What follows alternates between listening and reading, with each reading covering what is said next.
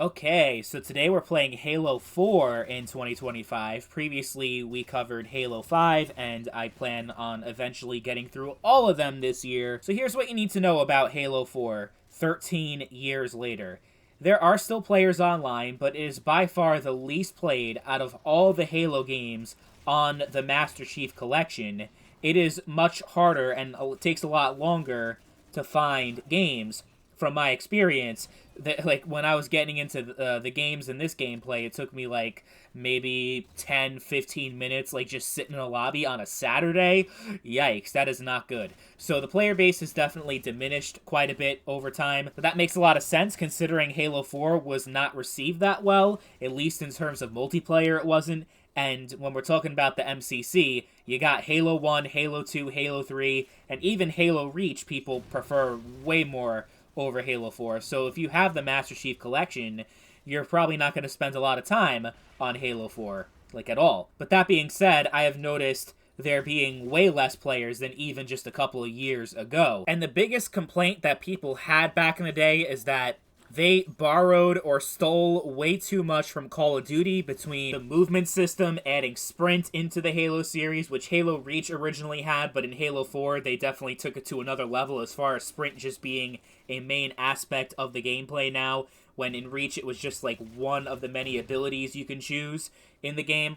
So Halo 4, yeah, they added sprint, they had kill streaks, perks, create a class. I wonder where they were getting those ideas from. So, yeah, it rubbed a lot of people the wrong way, especially classic Halo fans. And, you know, it was trying to appeal to the COD player base, but speaking from myself, as someone who was a huge Call of Duty fan back in the day, and was also playing this game back in 2012, I couldn't give less of a shit about Halo 4. So, you alienated the original fans, but you weren't really bringing any new fans in either to replace them, so this game was just a huge fail. At least multiplayer-wise it was. The single-player campaign I heard a lot of pretty good things about overall, so it might be worth more playing this game for the campaign rather than the multiplayer, but the multiplayer I think is a decent experience. It's not good, it's not abysmal, it's just kind of like somewhere in between, if that makes sense. It's like mid-game, pretty much. I personally think Halo 5 is much better than Halo 4, personally. I don't know if there's anyone, honestly, that's out there that think Halo 4 is the best Halo game ever made. I'm sure I'm going to find somebody in the comment section that's going to argue that. And that's, hey, we all have opinions. I'm not trying to disrespect anyone that believes that. I'm just saying, like, it's a pretty minority opinion that most people are going to not have. Like, most people definitely did not like Halo 4 at all. But yeah, your best bet is to play this game during weekends. That's when you're going to have the most amount of players, but you could get some matches in weekdays as long as you're playing during like the early to mid-afternoon, early evening hours. If you're trying to play at like 3 o'clock in the morning, you're probably not going to find any Halo 4 matches, but you actually can get like Halo 3, Halo 2, Halo 1 matches during like off hours, but not with Halo 4. And also, you'll have a much easier time getting 4v4 matches than the 8v8 matches in the playlists.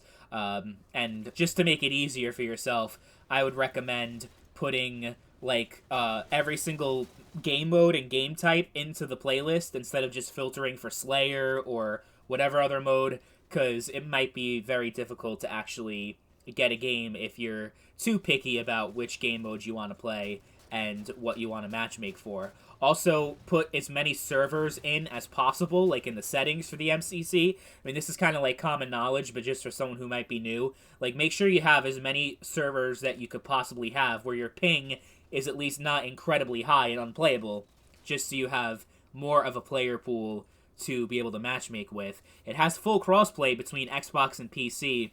They have like an input-based system, but very often I play against keyboard and mouse players, and I don't really notice like anything too bad in terms of that.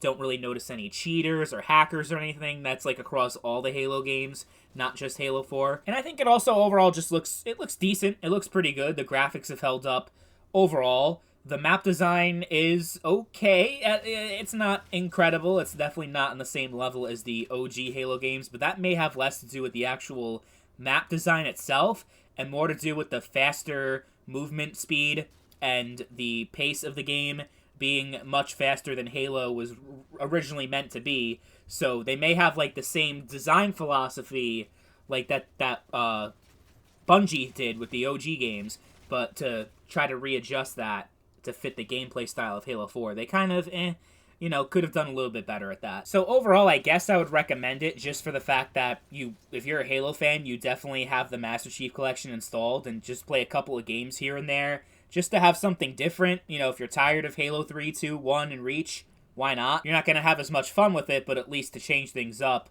a little bit. So, yeah, it's decent 13 years later. It's not this amazing, incredible online game, but it's also, it's not too bad and you can still have some fun with it.